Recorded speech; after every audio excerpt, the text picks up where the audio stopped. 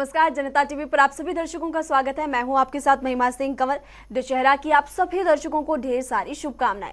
असत्य पर सत्य की जीत का प्रतीक है ये पर्व। दुर्गा पूजा के रूप में शक्ति पूजा का पर्व है दशहरा। दशहरा को विजयदशमी भी कहा जाता है। आज हमारे साथ स्टूडियो में मौजूद है ज्योतिषाचार्य संयमित जी। संयमित जी, बहुत बहुत स्वागत है आपका हमारे इस खास कार्यक्रम में। नमस्कार जी हाँ, तो आज पंडित जी से जानेंगे कि विजयदशमी यानी दशहरा के दिन कैसे करें पूजा अर्चना और क्या होगा शुभ मुहूर्त।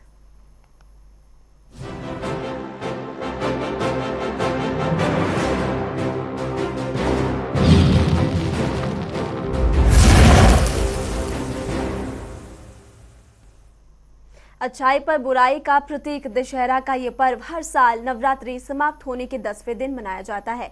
तो आइए जानते हैं कि दशहरा क्यों मनाया जाता है, इसके पीछे क्या है पौराणिक मान्यता।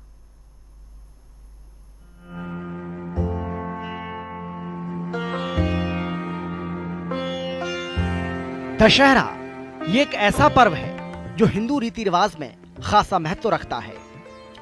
नवरात्र समाप्त होने के बाद अगले ही दिन यानी 10वें दिन दशहरा मनाया जाता है और दशहरे को विजयदशमी भी कहा जाता है।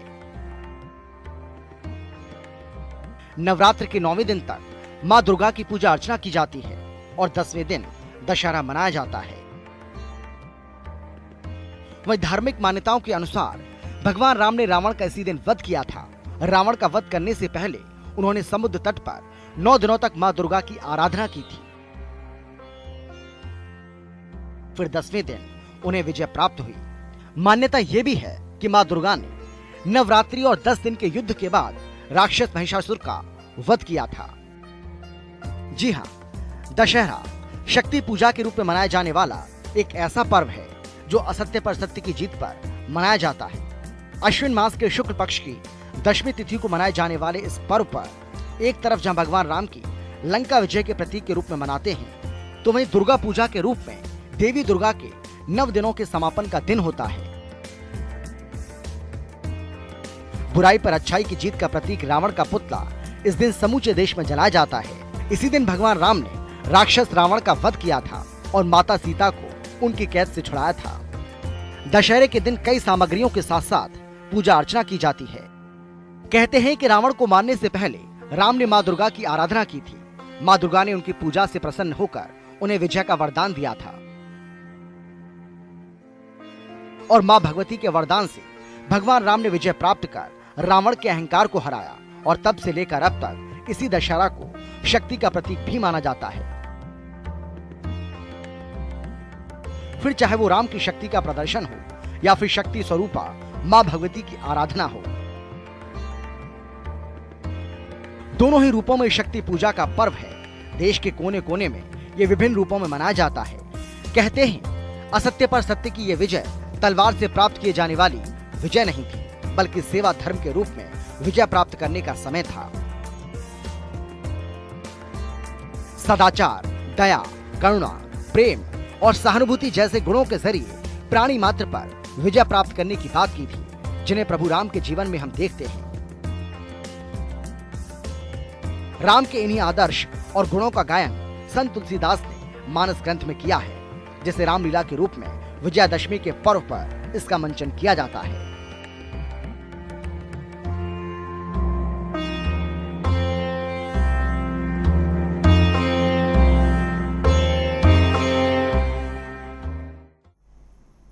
तो हमारी इस खास पेशकश के जरिए आपको बताया कि आखिर क्यों मनाया जाता है दशहरा। और हमारे साथ इस वक्त पंडित जी मौजूद है। पंडित जी से जान लेते हैं कि आज का दिन कितना महत्वपूर्ण है। पंडित जी बताइए। नमस्कार, विजयादशमी की ढेर सारी शुभकामनाएं। आप सभी ने खूब अच्छे से पूजा किया नवरात्रि की, और अब ऐसा समय आ गया है जब आप शुभ कार्य कर सकते हैं। मतलब विजयादशमी मतलब विजय वाला दिन। इस दिन आप कोई भी कार्य करना चाहते हैं तो वो आप कर सकते हैं। इसके लिए किसी से मुहूर्त पूछने की आवश्यकता ही नहीं है, मुझसे भी मुहूर्त पूछने की आवश्यकता नहीं है। तो आप आराम से आज कोई भी कार्य स्टार्ट करें। अगर किसी को अपने शॉप की ओपनिंग करनी है, किसी को अपना कोई कार्य शुरू करना है, किसी को विद्या आरंभ करना है, किसी को गाड़ी लेनी है, किसी को कुछ भी काम करना है या वाहन सीखना है, कुछ भी काम करना है, तो आज का दिन ऐसा है उसमें सफलता मिलेगी ही मिलेगी। अब इसके लिए क्या होता है कि सारा दिन इसका शुभ होता है, बहुत ही शुभ होता है। सुबह सूर्योदय 6:22 पे हो रहा है, तो 6:22 से समय रहेगा और इसमें सूर्यास्त तक का समय रहेगा। तो इसलिए यहाँ पर अब सारा दिन तो हो ही जाता है, लेकिन इसमें खास समय होता है जब बहुत पावरफुल होता है। इस समय पर करेंगे तो बहुत ही शुभ रहता है। जैसे इसमें समय जो आ रहा है आपका पूजा का समय आ रहा है, जिसमें आप पूजा कर सकते हैं। जिसमें क्या पूजा करेंगे आप, किसी की पूजा, अगर आपके कोई गुरु हैं जिनकी आप पूजा करते हैं तो आज के दिन कीजिए, सफल होगी।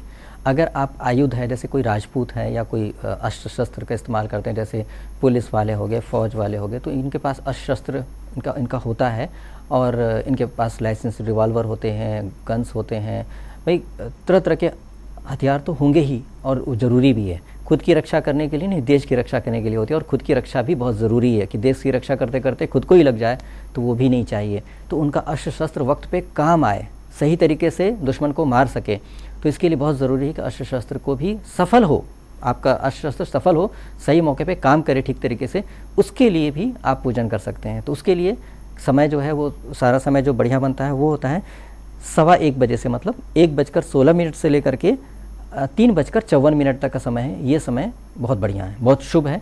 उसमें भी विजय मुहूर्त है जिसमें पर आप खास तौर पे सफलता प्राप्त करें, उसके लिए समय होता है 2:02 से लेकर के 2:48 का। ये समय बहुत ही पावरफुल है। इस समय पर अगर आप पूजन करते हैं तो वो पूरी तरह से पावरफुल हो जाता है, सिद्ध हो जाता है और आपको उसका फ़ायदा होता है। कई बार आपने सुना होगा कि अस्त्र से खुद ही नुकसान हो गया, मतलब लड़ते समय पता चला उसके ही हथियार को लेकर के दुश्मन ने उसको ही मार दिया, कई बार उसके ही रिवॉल्वर को लेकर के उसको मार दिया। ऐसा बहुत होता है, खासतौर पे लड़ाई के मैदान में तो बहुत ही होता है। तो इसलिए ऐसा अगर होगा कि पूजा आप इस तरह से कर लेंगे तो वो अस्त्र शस्त्र के साथ आपकी इतनी सी ट्यूनिंग बन जाएगी कि आप साइकिल ऑफ, पहले आपको बताया था मैंने नवमी के दिन कि आप साइकिल ऑफ पॉजिटिविटी में आ जाते हैं। साइकिल ऑफ पॉजिटिविटी मैंने बताया था कि अगर कोई काम करते हैं तो सफलता मिलती है, सफलता मिलने से आप खुश रहते हैं और पॉजिटिव माइंड रहता है, फिर आप दूसरे काम को भी सफल कर लेते हैं, ऐसे करके सफल होते जाते हैं। लेकिन अगर कोई असफलता मिल जाती है तो फिर डिप्रेशन से आप नहीं कर पाए तो ये साइकिल ऑफ नेगेटिविटी होती है। तो इसी तरह से आप जब इससे जुड़ जाएंगे, इस पूजा के साथ हाथ जोड़ लेते हैं अपने हथियार को, अपने अस्त्र शस्त्र को, तो उससे क्या होता है आपको सफलता मिलेगी। असफलता से इतना कॉन्फिडेंस आएगा कि दूसरी भी सफलता, आपने देखा होगा बहुत सारे वॉर के अपनी मूवीज़ देखा होगा तो क्या एक चोटी पर फौजियों ने हमला करके मतलब वो जीता, विजय पाया, तो उसके बाद फिर हौसला बढ़ करके दूसरे पे भी विजय पाते हैं। तो क्या हौसला बढ़ जाता है। अगर कहीं पे निराशा आती है तो बहुत दिक्कत हो जाती है। तो निराशा न आए, सफलता मिले और पूरी सफलता मिले, इसके लिए विजय होने के लिए इस समय पर पूजा करना बहुत ही अच्छा रहता है। खास तौर पे बॉर्डर में बैठे जितने फौजी हैं उनको तो करनी ही चाहिए। और फौज में पंडित होते हैं, मौलवी होते हैं, सब तरह के लोग होते हैं वहाँ, जिस धर्म का जो मानता है उसको करके, ताकि वो सही तरीके से पावरफुल रहे और उसके मन में कोई कमी ना महसूस हो कि मेरे अंदर कमी है। तो वो पंडित जी से आज के समय पर पूजा करवाएंगे अपने शस्त्र की, और अपनी खुद भी पूजा में बैठ करके आशीर्वाद लेंगे तो वो सफल रहेंगे और अपने देश की अच्छे से रक्षा कर पाएंगे। तो इस तरह से बहुत ही अच्छा मुहूर्त है। बच्चे अगर पढ़ना स्टार्ट करना चाहते हैं या कोई खास विद्या स्टार्ट करना चाहते हैं तो आज के दिन कर सकते हैं, वो भी सफल रहेगा। मतलब ऐसा मुहूर्त है जो भी किया जाएगा उसमें सफलता मिलेगी। और ये अबूझ मुहूर्त कहते हैं, मतलब इसको समझने सोचने की ज़रूरत नहीं है, बस ये दिन आप वेट करिए और इसको कर लीजिए जी। इसके बारे में एक और विशेष बात बताते हैं कि एक बहुत बड़ा भ्रम और बहुत बड़ा कन्फ्यूज़न चल रहा है जिसकी वजह से बहुत दिक्कतें आ रही हैं। आप लोगों को नहीं पता होगा, क्योंकि मैं ज्योतिष करता हूं, तो ज्योतिष में क्या होता है, मेरे पास लोग आते हैं कि जब मैंने नवरात्रि में काम शुरू किया था बिल्कुल ठीक नहीं रहा, फेलियर हो गए। तो लोग बोलते हैं नवरात्रि बड़ा शुभ है, कर लो, नवरात्रि में शुरू करेंगे, शुभ कार्य नवरात्रि में करेंगे, ऐसा बहुत प्रचलन है। और इससे क्या होता है, लोग करते हैं नवरात्रि में शुरू, किसी भी दिन कर लेते हैं 9 दिन में, और बाद में असफल होकर चले आते हैं। तो मेरे पास आते हैं असफल होकर के, आपको नहीं बताते हैं कि असफल हो गए। तो है क्या, नवरात्रि में कोई दोष नहीं है। हुआ क्या कि अपने देश में दशहरा बहुत शुभ माना जाता है, अबूझ मुहूर्त कहा जाता है, बिल्कुल अभिजित मुहूर्त है। तो इसलिए क्या है कि इसको कहा गया शास्त्र में कि इस दिन कोई भी कार्य कर सकते हैं। अब क्या, नॉर्थ भारत में दशहरा मतलब नवरात्रि शुरू होती है, नवरात्रि में अंत जो है दशहरे से होता है। तो इसलिए दशहरा वर्ड बोलने का मतलब ये नवरात्रि पूरा समय होता है, ये इसको कहा जाता है। ज़्यादातर जैसे आप खासतौर पे बनारस, वो विश्व का सबसे प्राचीन शहर है, वहाँ तो इसका बड़ा महत्व है और दशहरा ही कहा जाता है।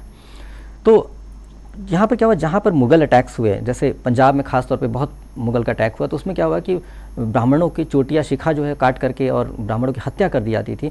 तो जैसे ही पहचाना जाता था कि ब्राह्मण है उसको मार दिया जाता था। अब बताइए जो ब्राह्मण विद्वान ब्राह्मण थे उनको सबको मारा जाने लगा, उनकी शिखा काट दी जाती थी, उनके वस्त्र देख करके समझ लेते तो लोग क्या वस्त्र चेंज करके और शिखा नहीं रख करके छिपने की कोशिश करने लगे, शास्त्र को जला दिया जाता था।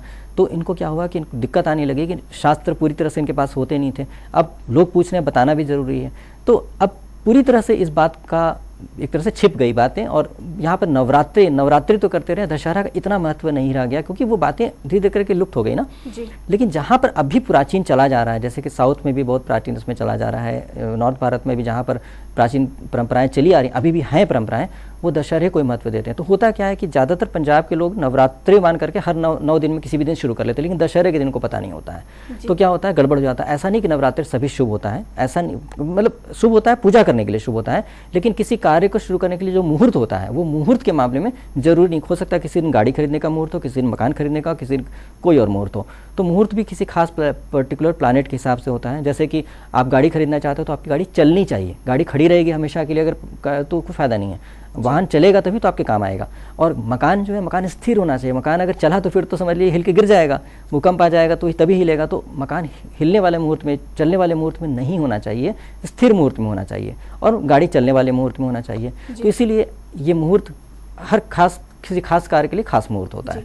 तो उसी तरह से विजयादशमी का मुहूर्त जो है, विजयादशमी का मुहूर्त शुभता बढ़ाने के लिए मुहूर्त होता है। कोई भी कार्य उसमें शुभता बढ़ जाती है, इस तरह का विशेष मुहूर्त होता है। तो इसीलिए नवरात्रि में अगर आप शुरू करते हैं तो ज़रूरी नहीं अच्छा होगा, लेकिन आप दशहरा पे कर ही सकते हो। तो ये जो कन्फ्यूज़न था वो दूर कर लीजिए कि नवरात्रि सारे दिन शुभ नहीं होते हैं। इसके लिए मुहूर्त जरूर देख लीजिए।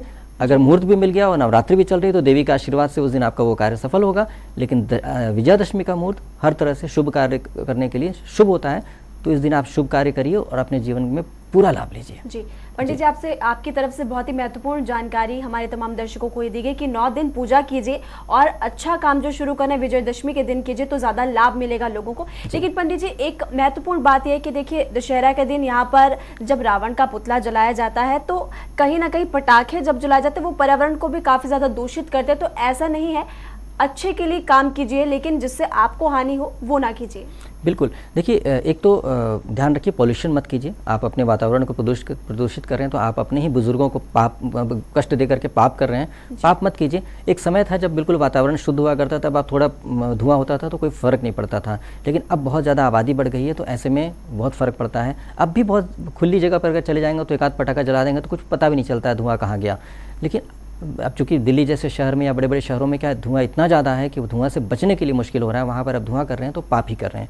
बहुत सारे तरीके हैं और भी रोशनी करने के, आवाज़ करने के, साउंड जनरेट कर सकते हैं साउंड जनरेटर से। आजकल विदेशों में भी लेज़र लाइट से तरह तरह के प्रकाश बनाए जा रहे हैं और लाइट साउंड के साथ ऐसा लगता है कि आतिशबाजी हो रही है, पॉल्यूशन नहीं होता है। तो इस तरह से ऐसे भी तरीके टेक्नोलॉजी अपने देश में आनी चाहिए जिससे कि पॉल्यूशन ना हो और एन्जॉय भी हो जाए, तो बहुत अच्छा रहेगा। ध्यान रहे, ये बात तो बहुत ज़रूरी है। लेकिन एक और बात बताने बहुत ज़रूरी है कि आज के दिन आप रावण का पुतला जला करके बहुत खुश होते हैं जी। ध्यान रहे, अपने आप को सेल्फ असेसमेंट, अपने आप का निरीक्षण करिए, क्या आप किस तरह के व्यक्ति हैं। यदि आप भी अगर पापी हैं तो आपको शर्म आनी चाहिए कि आप दूसरे को पापी बोल रहे हैं, लेकिन खुद के अंदर तो आप पाप लेके बैठे हैं। अपने आप को शुद्ध करना, 9 दिन की पूजा करने के बाद आज के दिन आपको बहुत अच्छे इंसान बनने के लिए अपने आप को कमिट करना है, अपने आप से प्रॉमिस करना है कि मैं ऐसा नहीं करूंगा जैसा रावण ने किया था।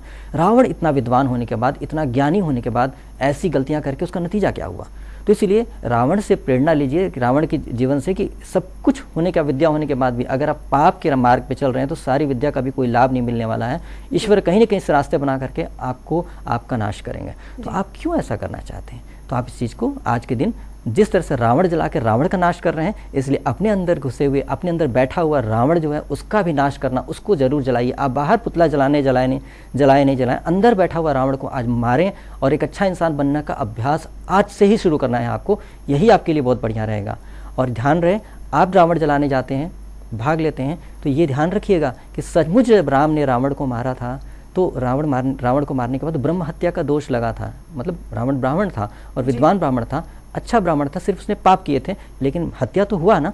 तो रावण की हत्या करने के बाद राम जी को प्रायश्चित करना पड़ा था और ब्रह्म हत्या के दोष से मुक्त होने के लिए बहुत कुछ करना पड़ा था। तो इसलिए ध्यान रहे, आप सोचेंगे कि बुरा इंसान को मार देना बहुत अच्छी बात होती है, आपने भी किसी को मार दिया कि बहुत बहुत बड़ा क्रिमिनल था, इसको मार देते हैं, बहुत अच्छी बात है, बहुत बढ़िया हो गया।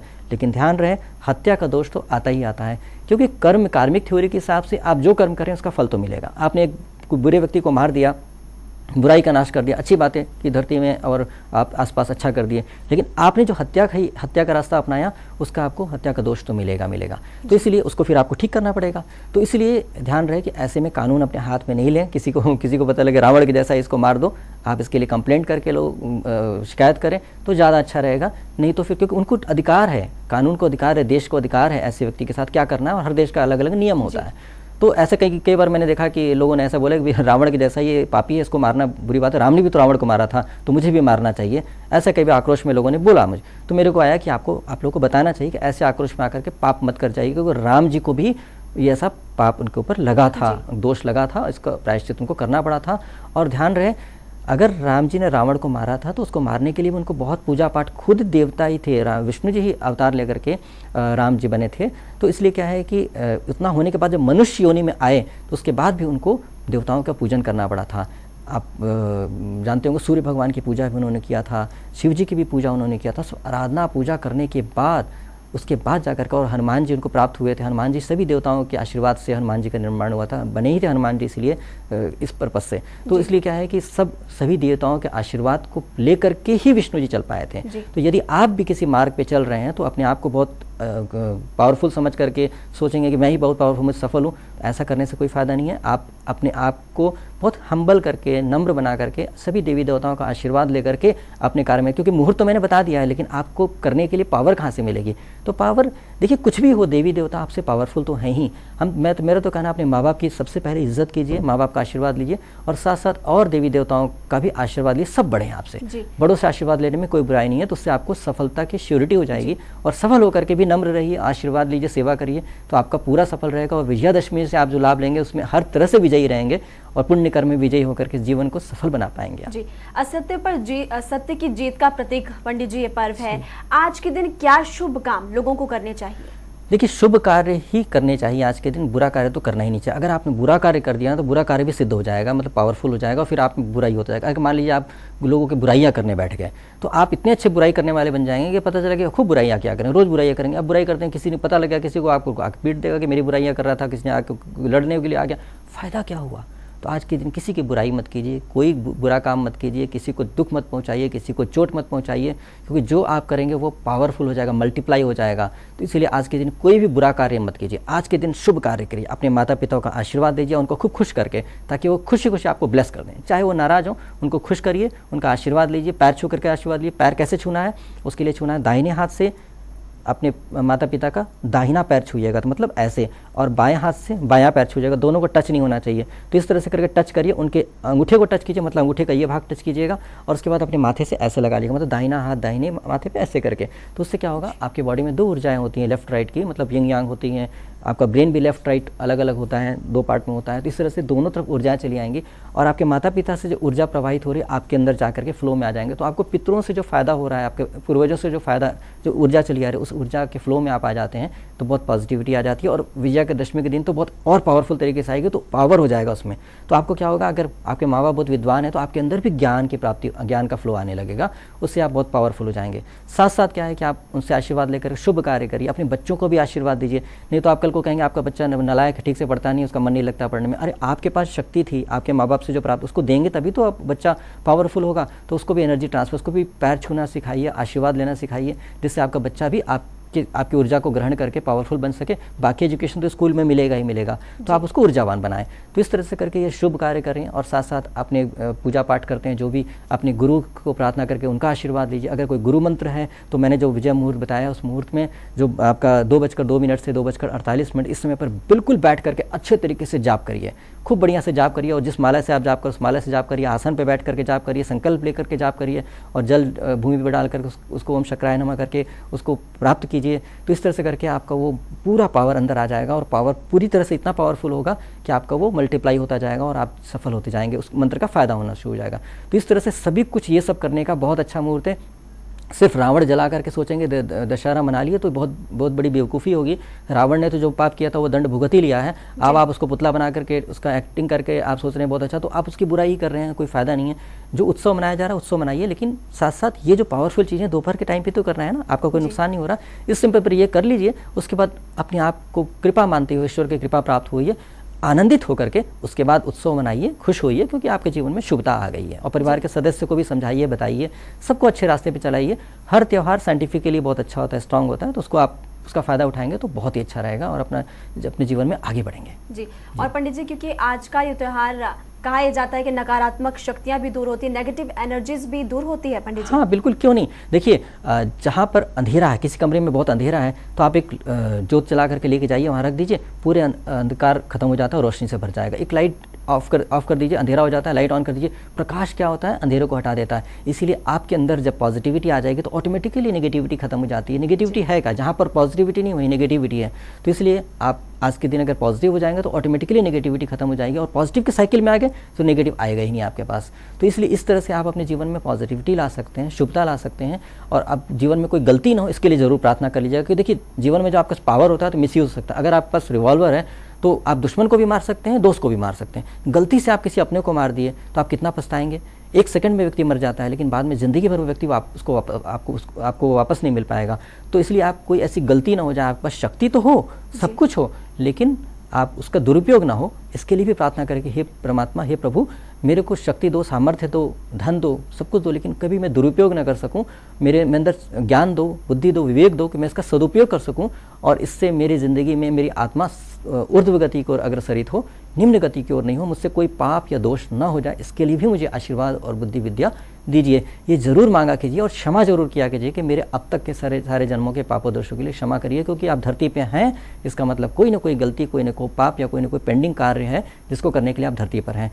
तो इसलिए आप इसके लिए अगर ऐसा करते रहेंगे तो आपका दोष खत्म होता जाएगा और आपको पॉजिटिविटी प्राप्त होगी, तो आपको आसानी से ज़िंदगी में ज़्यादा बेनिफिट मिल पाएगा। जीवन तो लिमिटेड है आपका, उतने समय के अंदर आपको जो कुछ करना है, टास्क करना है, तो टास्क जल्दी कंप्लीट होगा, अच्छे से कंप्लीट होगा। तो ऐसा नहीं कि टास्क कंप्लीट हो जाएगा तो आप चले जाएंगे। आप टास्क कंप्लीट होने के बाद फर्दर अच्छा काम कर सकते हैं, इंप्रूव कर सकते हैं अपनी सोल को। क्योंकि कर्म करने के लिए मानव देह ही की जरूरत पड़ती है। अगर आपकी मृत्यु हो जाती है उसके बाद आत्मा बन करके आप चले जाते हैं तो उसमें कर्म नहीं कर सकते आप, बिल्कुल नहीं कर सकते। तो कर्म करने के लिए फिर आपको जन्म लेना पड़ता है। तो जब जन्म लिए हैं तभी कर लीजिए, तो फिर फायदा क्या, दोबारा जन्म लेने की आवश्यकता कि पहले ही आप कर लीजिए। जी, तो पंडित जी आपकी तरफ से बहुत ही विस्तार से तमाम दर्शकों को बताया गया कि आखिर क्यों मनाते हैं दशहरा, इसके पीछे का महत्व क्या है, कैसे लोगों को लाभ मिलेगा। एक बार फिर से आपका बहुत बहुत शुक्रिया। बहुत बहुत धन्यवाद। विजयदशमी की बहुत बहुत शुभकामनाएं। जी, तो आज हमने इस कार्यक्रम के जरिए आपको बताया कि कैसे करें विजयदशमी पर पूजा अर्चना, आपकी तमाम मनोकामनाएं पूरी हो। नमस्कार।